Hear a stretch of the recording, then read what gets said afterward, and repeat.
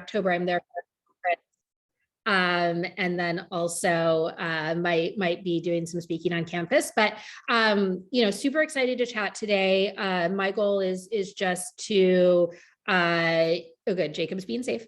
My goal is to just sort of answer what you guys are wondering about venture, getting into venture, investing, as an angel investor, starting companies, all of that. So please feel free to use the chat very liberally to ask your questions and just excited to have a conversation. I think that Naomi will ask me some questions from her and we'll have a little conversation, but would love to answer anything else anybody has as well. So please feel free to put the questions into the chat and we can just have a conversation.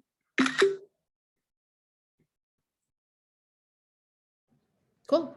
Awesome. Naomi, do you want to start with questions? Yeah, perfect.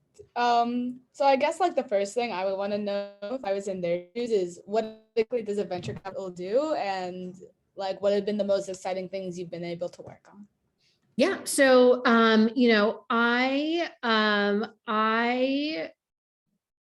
will tell you about what VCs do, and then I will tell you about some of the more exciting things I've been able to do. So I run a fund, as Naomi said, and so it's a little bit different than working at a fund in that, I also have to raise the money for the fund myself. And that is definitely something different and something I would not recommend particularly earlier in your career, because it's a pretty long commitment. If you go work at a fund and you don't like it, you can go get a different job. If you are an angel investor, that's a side thing. If you're running SPVs, that's a side thing. If you run a fund, you commit to your investors in the SEC that you'll run it for at least 5 years. And that is a big commitment. I think it is awesome to get involved in investing and entrepreneurship. But I think that it is always better to learn on somebody else's dime before, starting your own company or starting your own fund. So what a venture capital investor does specifically is we raise money from our investors to invest in startups. And so, we are going out and we're raising money from investors, usually around a thesis. So Clio Capital has a thesis. We invest at pre-seed. So you pick a strategy. So our strategy is pre-seed. We invest at pre-seed. Generally, that means in terms of sizing, we're investing $500,000 to $1 million for 15% ownership of the company. You guys are very smart, so you can do the math and know that that means that our valuation cap can't really be higher than $6.5 million, depending on the check size. So that means that you're a really, really, really early stage company. And so we go in and we find really early stage companies. We talk to students, we talk to people who are still working at full-time jobs, who just have an idea, who, just quit their job and just started building something, who haven't even raised any money yet.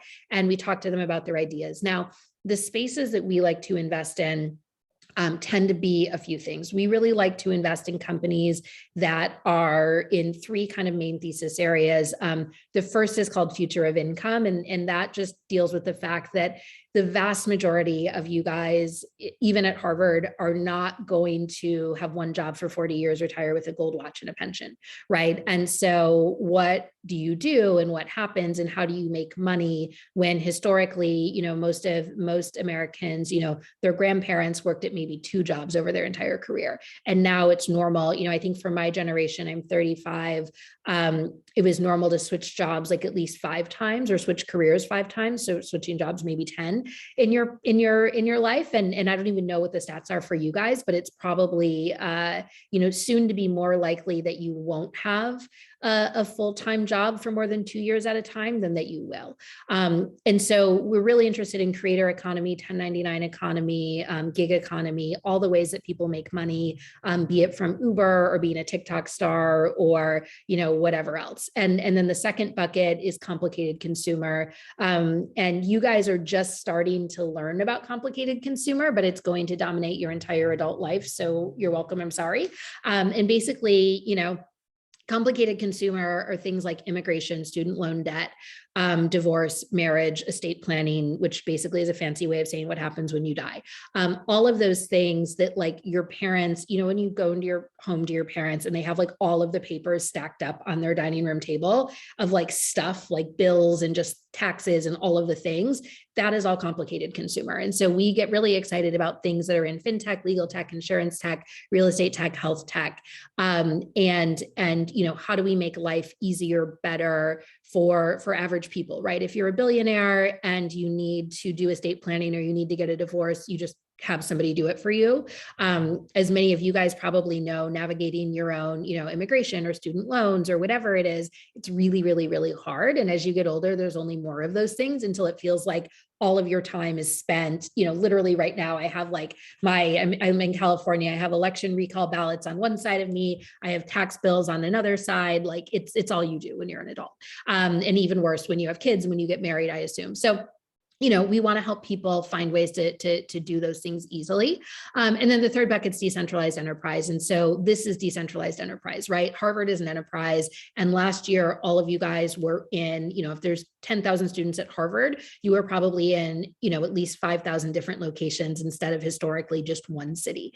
And so, the question becomes, everything from Zoom to email security to how do you run classes? How do you run tests? How do you run companies when everybody sitting in one building is not the norm anymore? And so we do a lot in that as well. And then we also do some crypto because my business partner and I have a lot of crypto experience. So those are the things we invest in. And so, VCs pick a thesis, they pick a sector or a stage in a sector. So I just told you our sectors, the stage is pre-seed for the most part.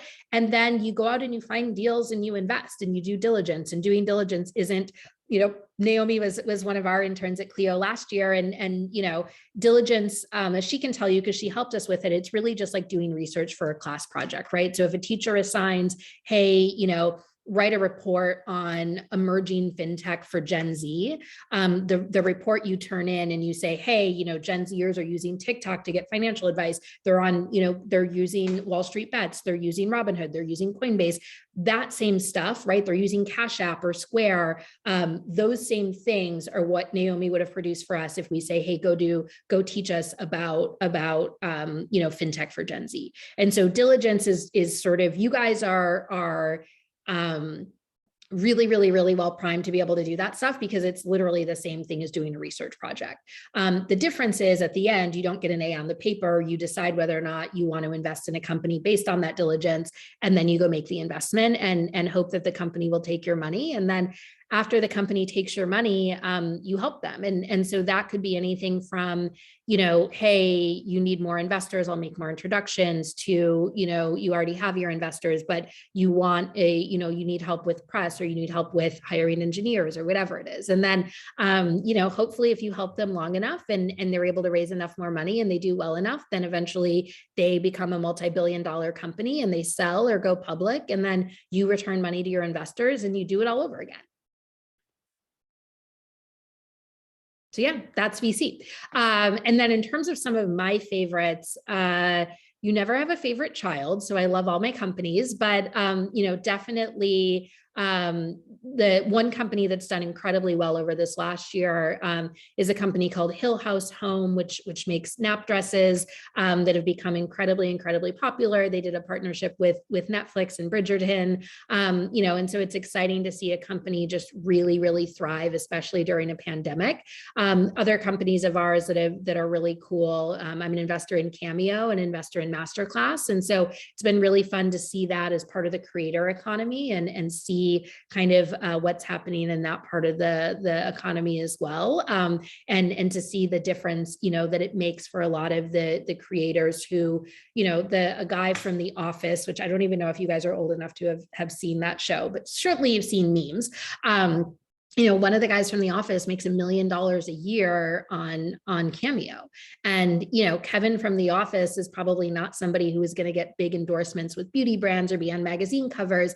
And so, while he was certainly not poor before, that's a lot of money to make when there really isn't a great other way for him to make that kind of revenue. And so, that's a great example of how creator economy deals can make real differences to people. And so that's certainly a company that I find super exciting. Joyce, if you want to ask a question, go ahead. Yeah, sure. Thanks, Naomi. And Sarah, it's so nice to meet you. I really look up to you and all the work you've done at Clio Capital. I'm just wondering, beyond your investment thesis of pre-seed companies, do you have a personal philosophy in investing in companies as well? So maybe the demographic composition of its board of directors or its founding mission, et cetera? Yeah. So what I like to tell my business partner is, we could always just sell weapons. And so my guiding philosophy of investing in startups is that the only way, I'm a capitalist, right? I'm a venture capitalist. It's my job to make money. I make money by investing in companies. Money, as we like to say, money doesn't care how it's made. There's a lot of different ways to make money. So at the end of the day, you get to choose how you want to make money. And in general, it's a lot easier to make money with things that have massive, massive, massive scale. And at massive scale, it is very hard for things to be neutral, right? What does that mean? It means like a cup of water is generally innocuous, but a pool of water with a down power line will kill you, right? Or if you're in the middle of the ocean with no flotation device, you'll probably drown, right? Nothing at scale is going to be neutral. And so, the way that we think about it is at scale, is this going to be something good for the world or not good for the world? And if it's not good for the world and you still want to do the investment, at that point, my question is, why not just go sell guns, right? Why not just go, you can still probably make a lot of money in oil for the next decade, right? So if you're going to do something that's like a little bit bad for the world, why stop there, right? And we choose not to do that. And so instead, we choose to invest in things that are net positive for the world. And so a great example, is we do fintech investing in our complicated consumer thesis. And I could easily go out and say, I want to back bill collecting startups. I want to back startups that, use social media to be able to track you down if you're not paying your bills and, push ads at you and humiliate you and get you to pay your bills. However, I'm not a bad person, and that sounds like a terrible company to run by terrible people. And so I'm not interested in funding a loan shark company, right? Instead, in that space, we've funded companies like Bridget, which gives you overdraft insurance for payroll so that you can say, hey, look, we're going to make sure that, if your paycheck's late because your boss doesn't pay you or you run out of money, you're paying a little in up front. So you're not hit with a bunch of overdraft fees, which puts you more in debt. And so it's really kind of the same question. And they're both huge opportunities, but we're always going to default and steer towards the one that does something to make the world a better place, not a worse place. Thanks so much, Sarah. Another question I wanted to ask you, you touched on this a little bit about the gig sector, but where do you think that, besides the gig sector, oops, sorry, my AirPods disconnected to my computer. No worries, we can hear you. What sector do you think is growing the fastest, and where do you think the most potential is coming to make a big change in the world? I think everywhere, right?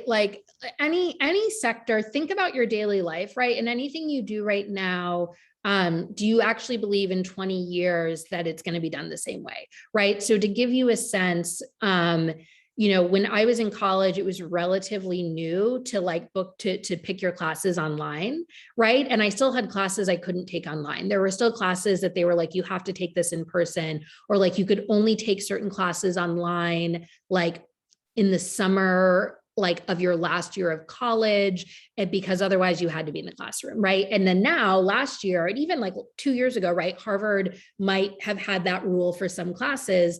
And then what happened? Every class had to be online. There was no excuse. It didn't matter what it was. If you're doing, lab work, you're going to have to do it online. I don't know what to tell you. It's a pandemic, right? And so when you think about those kinds of things, or I just filled out, a ballot for the California recall election, obviously voted no on the recall. I had to fill it out by paper and put it in the mail. And there's a whole bunch of election security reasons why that actually is the most secure way now. But at scale forever, do we really think our great grandchildren, one, do you think they'll be alive with global warming? Who knows? But two, do you actually think that they're going to be filling out, pen and paper, right? There's just so many things that still are not disrupted.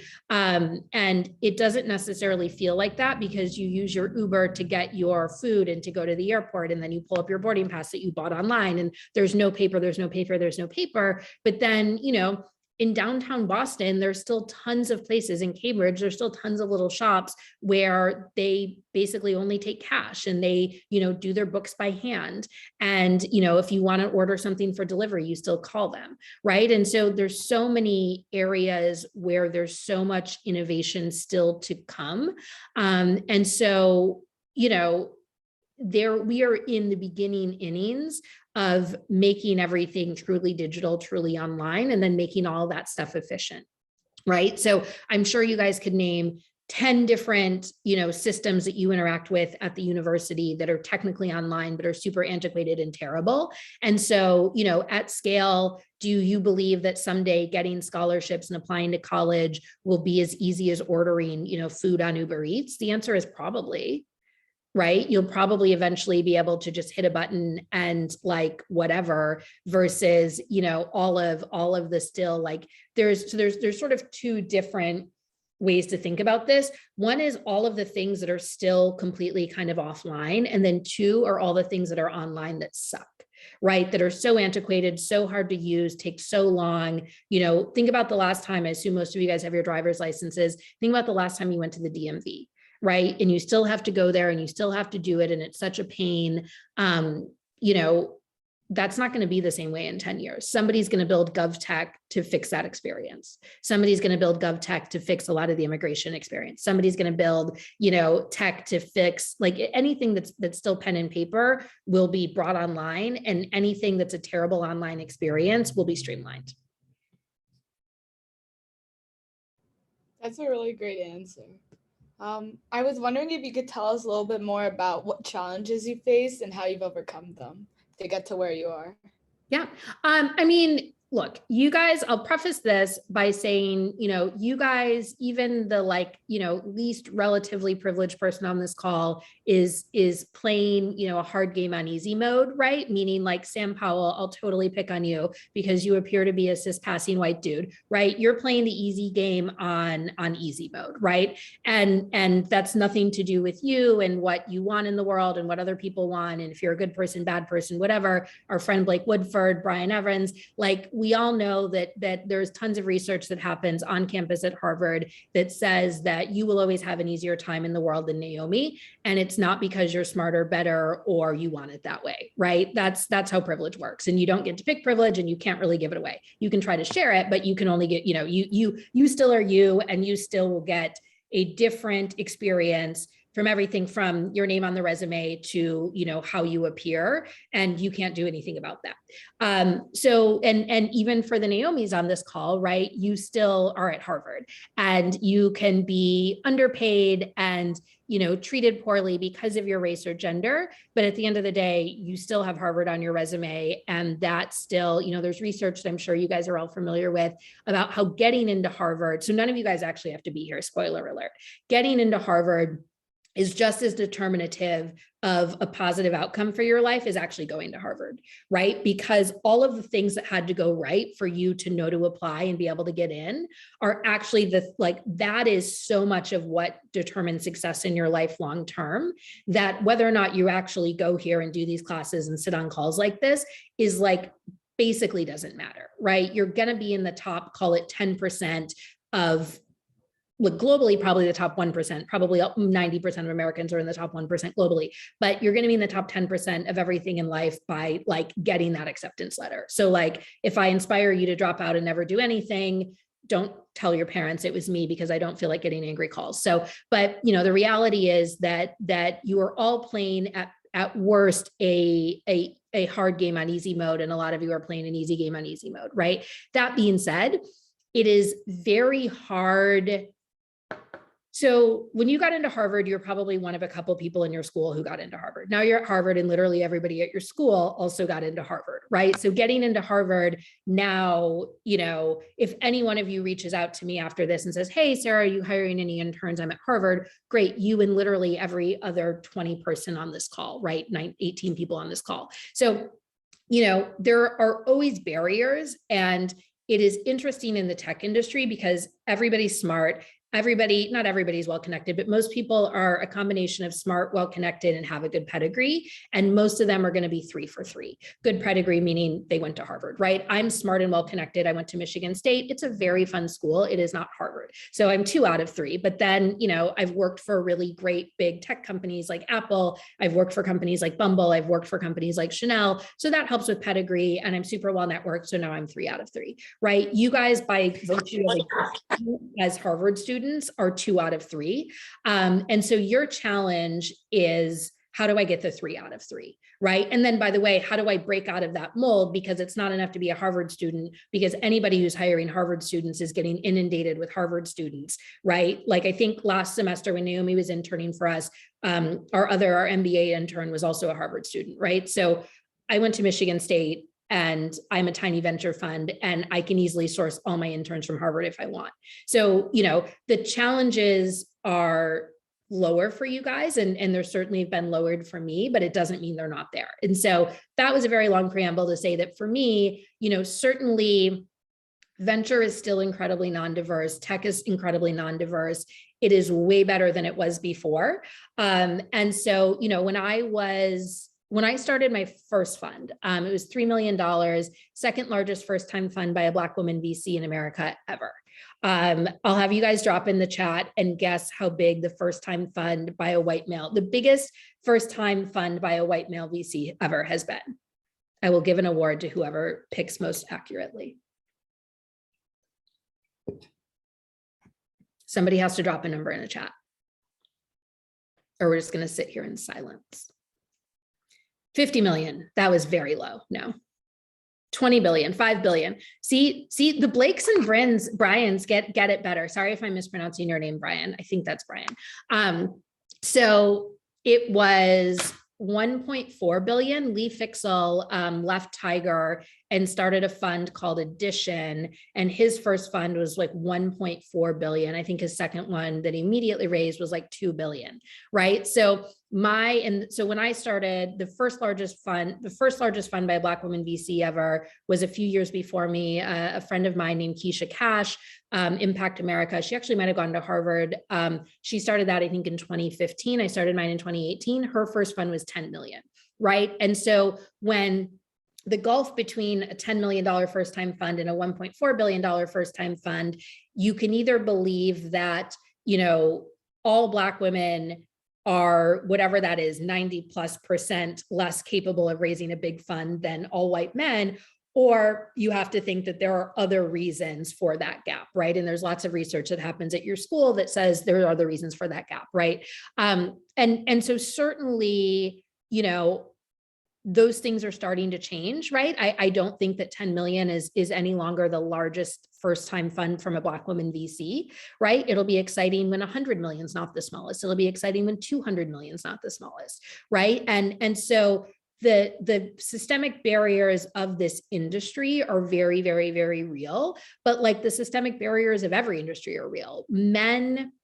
Male nurses and teachers, professions that are not particularly highly paid, that socially we tend to think of as more female driven, male teachers and nurses get paid more than female nurses and teachers. So even if you're in a profession that is focused on like your gender as kind of thought of as the default, kind of avatar, you're still going to get paid less than men.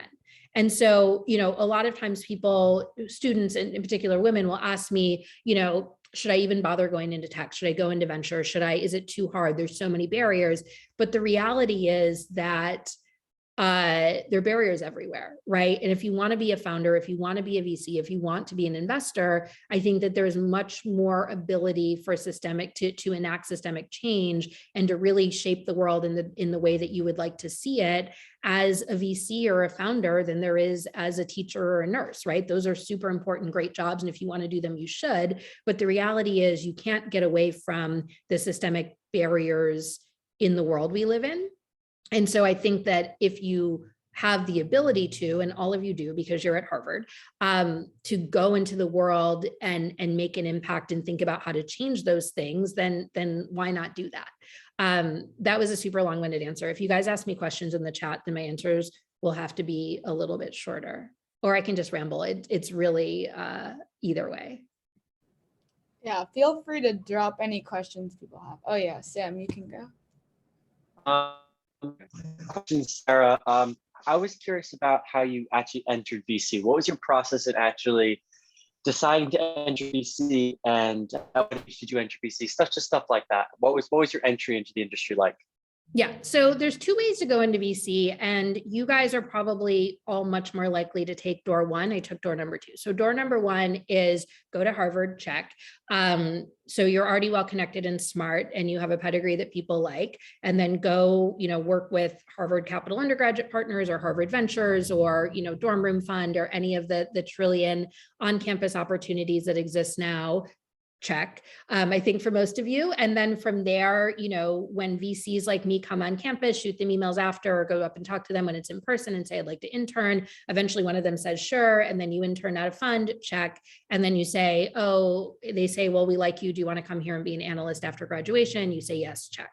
That is the sort of, I mean this lovingly, everybody's a box checker to some extent, but you guys are all box checkers, right? You don't end up at Harvard if you're not a box checker, because there's just a lot of boxes you have to check to make it through the stuff that they want you to make it through to get accepted. So you guys are all very, very, very good at box checking. And so that path of box checking is very much open to you.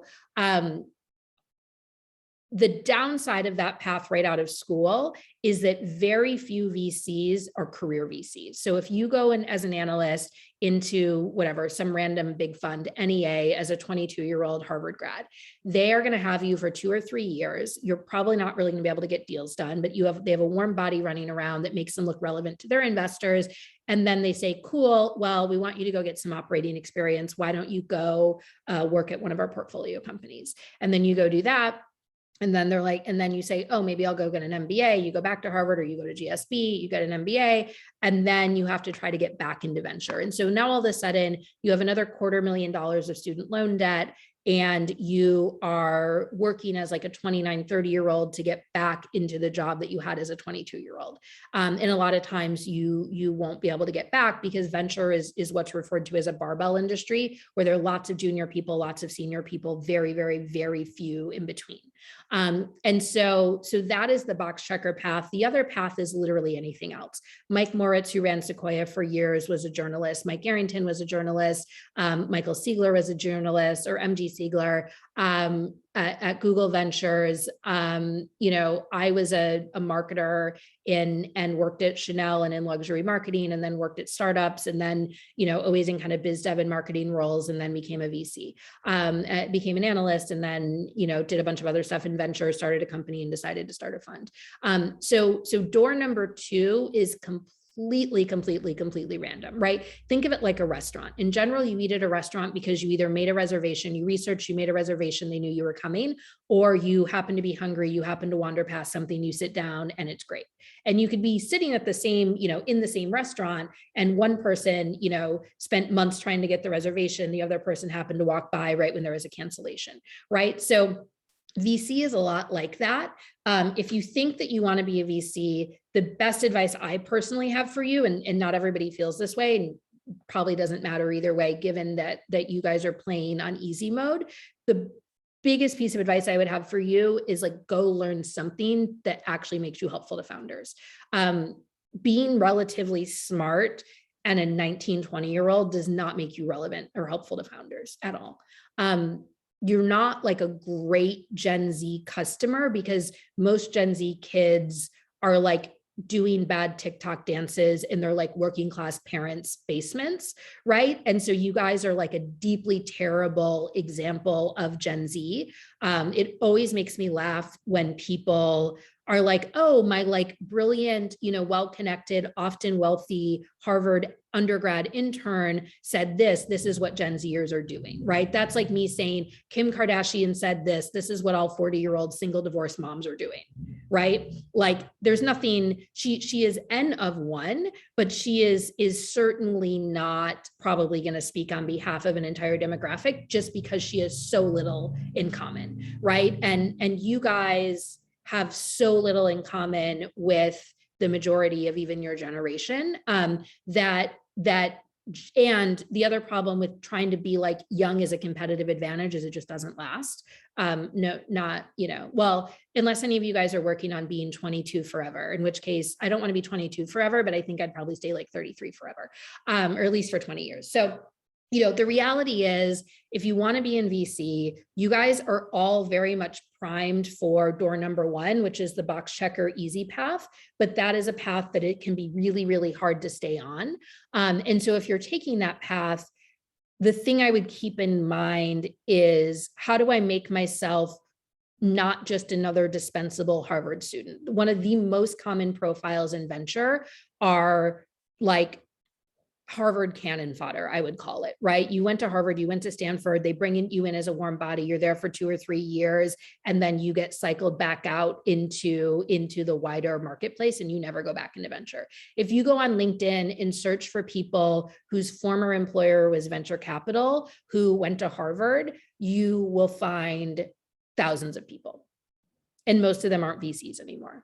And they never will be again. And they never made any money from it, right? They made like better money than banking, worse money than Google for a couple years. And now it's just a blip on their resume. And so getting into venture for all of you guys is incredibly easy. I mean, it's still not easy, but it's not hard. You guys have the only people who have it easier than you maybe are Stanford students, right? And the reality is Harvard still has a better brand name than Stanford. So you are playing that on easy. The question for you guys is, how do you stay in venture? And generally the best way to do that is to find great deals by doing something that is relevant and unique and interesting, so that, you are sticky and people want to keep you around, or other firms want to hire you because they think you're going to make the money. That was a great answer. Joyce, do you have another question? Yeah, thanks so much. And Sarah, I'm just wondering then, how can someone be as much of an asset as possible on a VC team? And what are some good places to learn those skills as Harvard students and beyond? The number one thing you should never, ever, ever do, even though you're so tempted to do it and people will give you positive feedback when you do it, even though they all actually hate it, is send a cold email that's like, "Hi, I'm a Harvard student. Can I pick your brain about venture?" No. And like, a lot of people will still take a call with you, not because they want to help you or they like you or they'll remember you, but because then they can tell somebody that they helped a Harvard student, right? Extra points if it's a Harvard student who isn't a white dude. It's not going to help you. It's not going to help them. If you have specific questions about how to get ahead in venture, go listen to all the episodes of 20-Minute VC. That's it. Right. And if you really want to do extra credit, go follow a bunch of VCs on Twitter, go read the Midas list and the Forbes Midas list, go look at their deals. Like, there's so much you can learn on your own about the business of venture. And I mean, Naomi interned for me for a semester, like, loved her because she was never like, "Can you tell me about venture?" Like, she was just learning, and it's a lot more interesting and a lot more helpful to have somebody who's just willing to like jump in and do stuff versus somebody who thinks that your job is to mentor them. I'm a very big fan of asynchronous mentoring, which means if you think I'm interesting and you want to learn more from me, I am sure that you can listen to at least 40 hours, I would say. I would put money on at least 40 hours of me talking, right? Keynotes, panels, podcasts, like, you can read articles that I wrote, you can read my social media. There's so much content. I never shut up, right? You don't need to have a half hour with me where I'm giving you like half-baked like thoughts that I've already laid out way more succinctly when I had a podcast, right? So like, go learn on your own time. There's tons of great resources, and you guys are at Harvard. You have, tons of great resources that come to you as well, which is certainly not common at every school. So learn a lot about the business of venture. And then at the same time, look at what you're good at, right?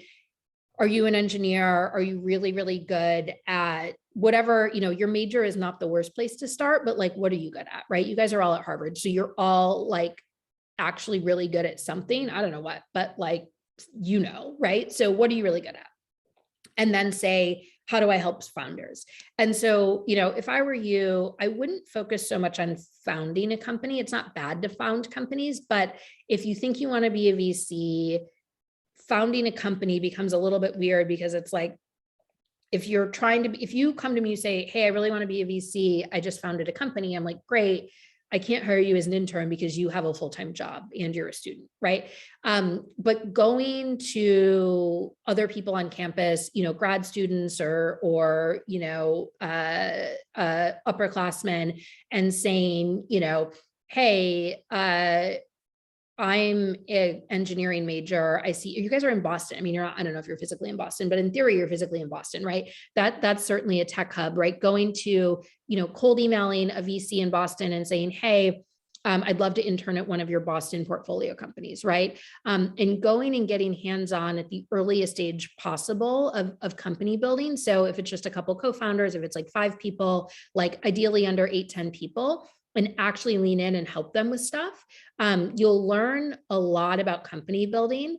And it's going to be so much more helpful to you than going to sit at Bain for 2 years as a consultant and then trying to get into venture.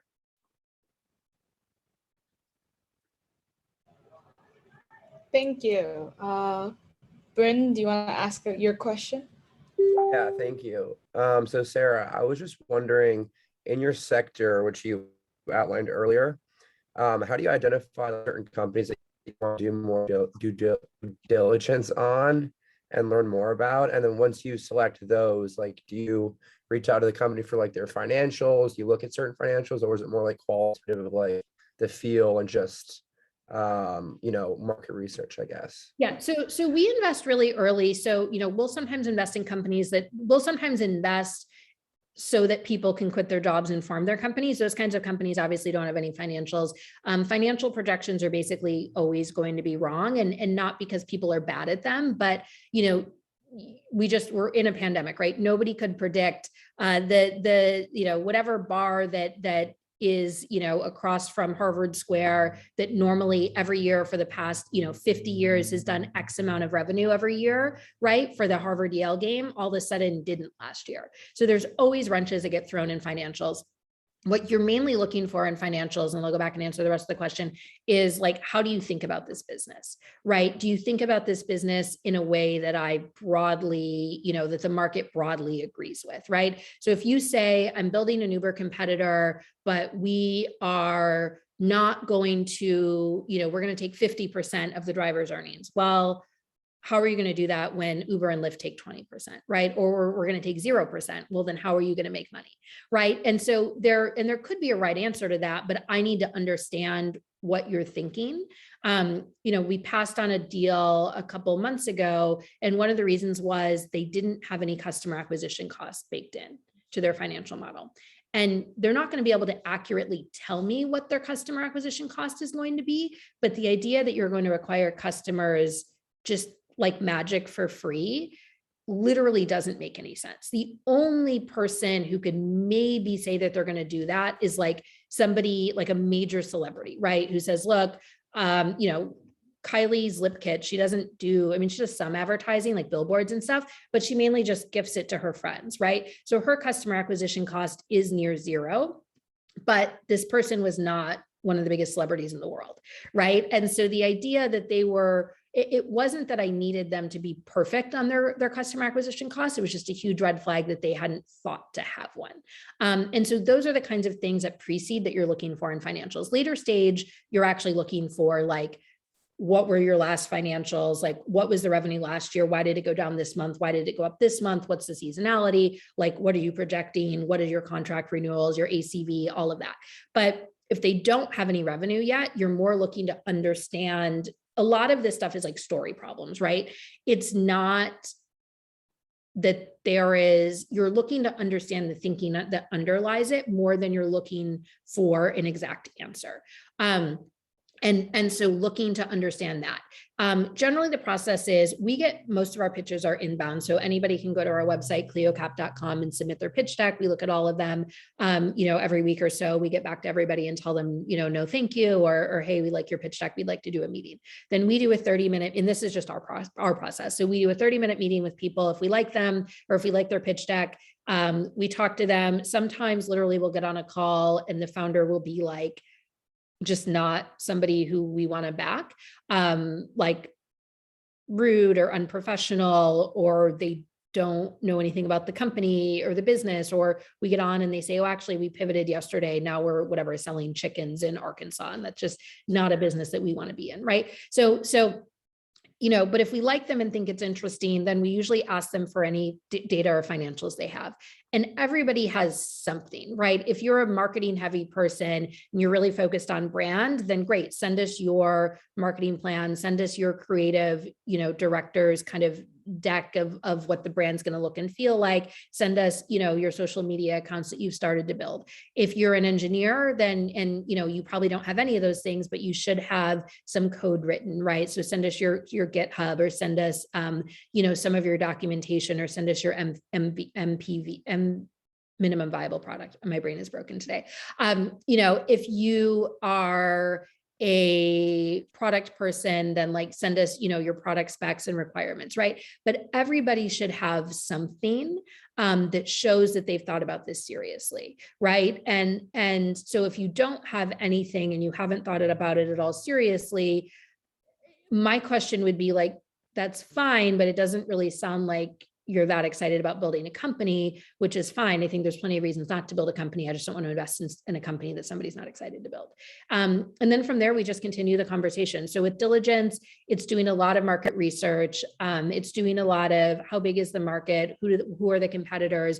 What do they look like? What are they doing? And spending time on that. And then, it's a lot of conversations with the founders, right? Because at the earliest stages of company building in particular, we have to be really, really hands-on with the founders. And so we want to make sure that they like working with us, right? If you're sitting here listening to me going, I don't disagree with anything this person says, but she's so annoying, that's totally fine. I can give you a list of my ex-boyfriends who would agree with you, but it does mean that like, I'm probably not the right partner to invest in your fund, right? And vice versa. Whereas if you're like, I agree with everything she's saying, or this is so helpful, and I think I like this person, then great, you should probably, you would be much more likely to want me to invest, and I'd be much more likely to want to invest, right? So a lot of it, especially at the earliest stages, is more art than science.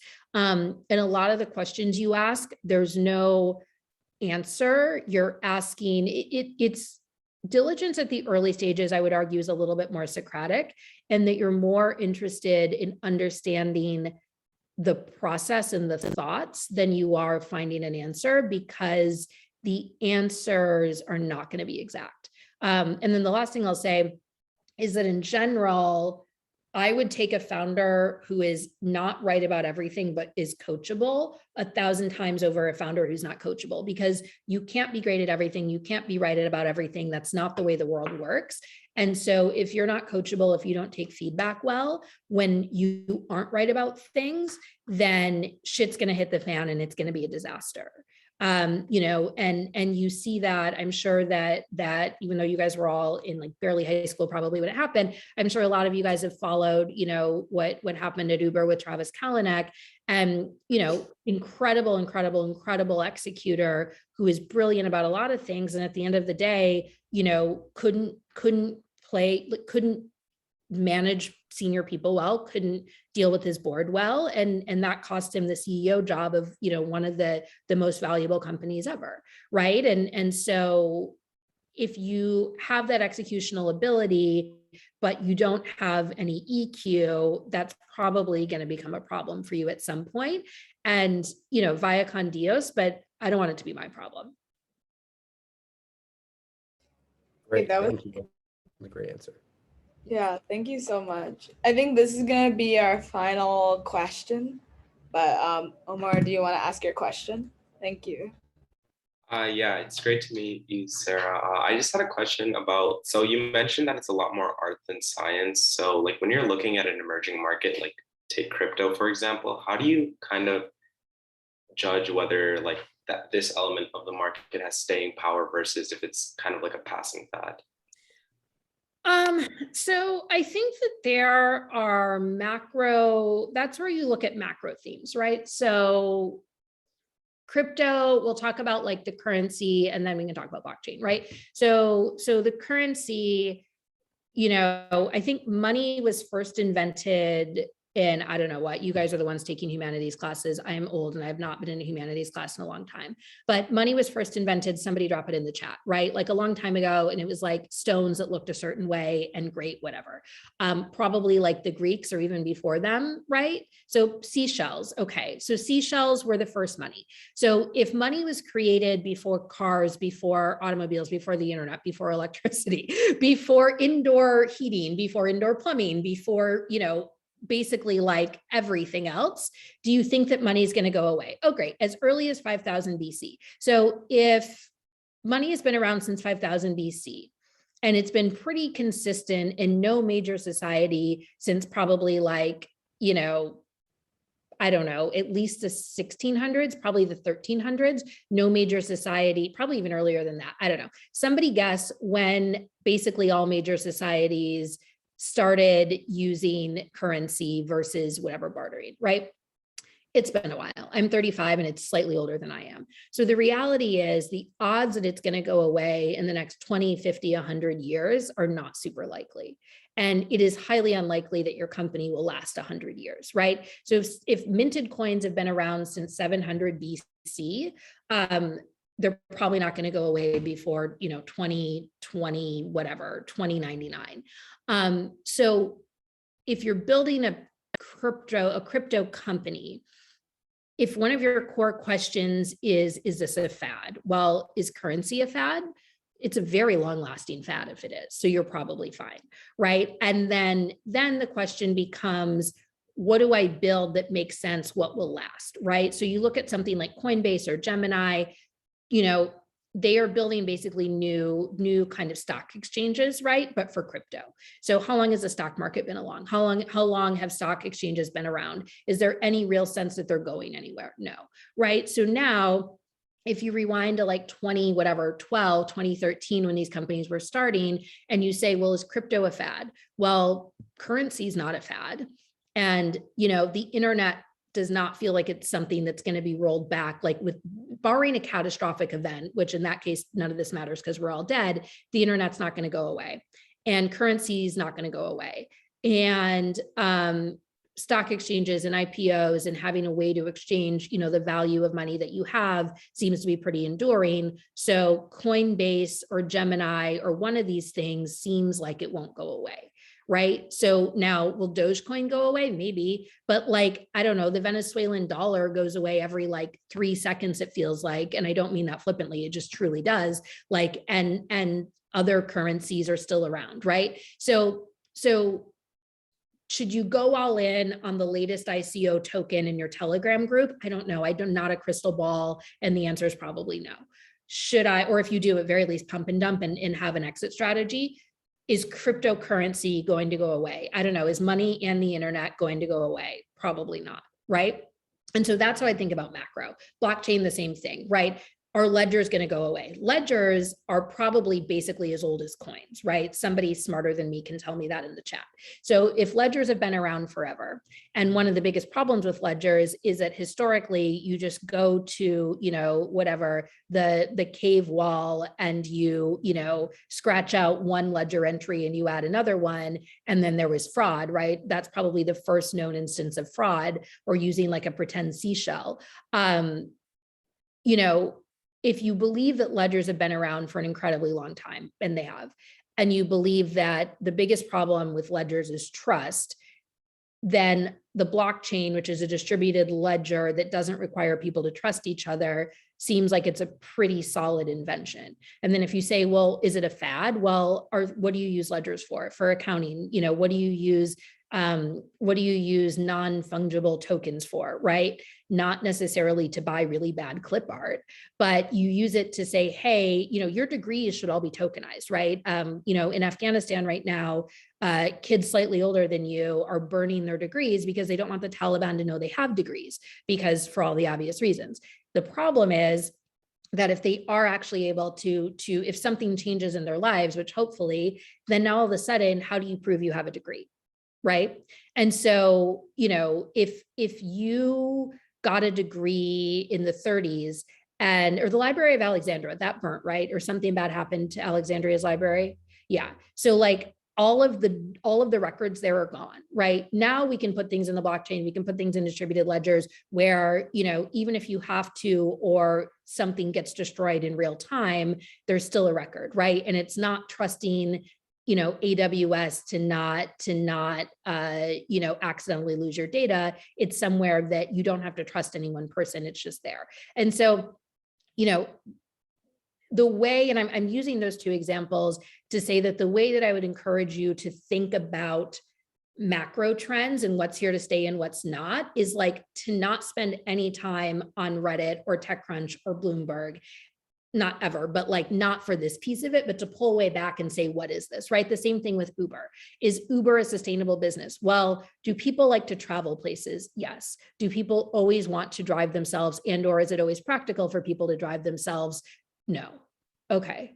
So I don't know if it's going to be Travis. I don't know if it's going to be Uber. I don't know if the business model works, but broadly speaking, unless you believe that travel and transportation are going to go away, then the idea that something like Uber could exist probably makes sense. And so if you're thinking about a business and you can't have obvious yeses to really big fundamental parts of the macro environment, then I would worry that you're looking at a fad, right? Chia pets were a fad. Do you guys know what chia pets are? Probably not, you're very young. They're literally, I can't believe I'm going to spend the last 2 minutes talking about chia pets, but here we are. Chia pets are literally where you take chia seeds, like what you eat, but you sprout them in like a clay figure that looks like a face or something, and then it looks like hair. It's as dumb as it sounds. So if you're looking at, but they were like a huge thing, like they made a ton of money on them. They were a hugely successful business for a while. So if you say, do you think that people need decorative clay figurines that grow plants out of their head like hair? No. I mean, people might want those, but there's certainly no need for it, right? And so if you're looking at chia pets, you might have a really good reason to say, even though this business is doing well this year, I don't think it's going to do well long term.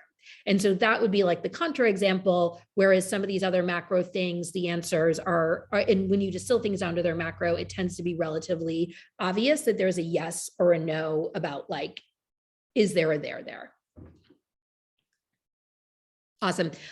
This was so fun. You guys have classes or whatever to do, but thank you so much, Naomi, for having me. I really appreciate it and always love coming on to talk about these things. I'm on Twitter and Instagram. I'm not on TikTok because I think it's sad when adults try to be cool, but I'm on Twitter and Instagram, just at Clio Capital and at Sarah Kunst. And yeah, this is super fun. Always happy to come back and do these, and hopefully this was helpful. Yeah, thank you so much. This is so informative, and I think everyone had a great time and got to learn a little bit about chia pets today. Yeah. Thank you so much, Sarah. Thank you, Sarah. Thank you. Guys. Thank you. Thank you. Thanks, guys. Thank Bye. you. Bye. Thanks to you as well, Naomi. Looking forward to seeing you around. Yeah. Bye. Bye.